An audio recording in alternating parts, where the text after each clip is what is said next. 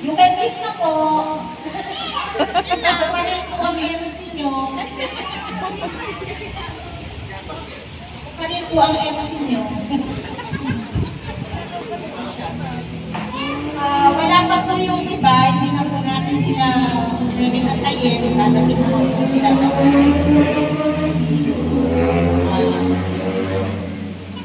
at this event po ay para po sa late celebration ng Dibo ni Dayan.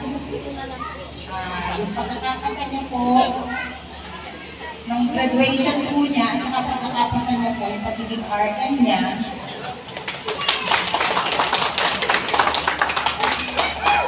At the same time, birthday niya din on Friday, January 24. And salamat po sa Diyos, gawa ng this coming Feb, may work na po siya. Napakarami. Dapat ipagpasalamat. Sabi ng mga anak ko, ikaw talaga mami, wala ka nang itinago.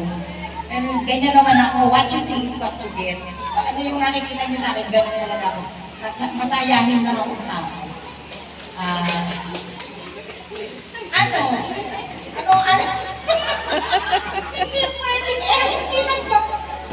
Anong? Hello po. Bibigay ko po yung mic sa anak ko po kay Doc Rudo.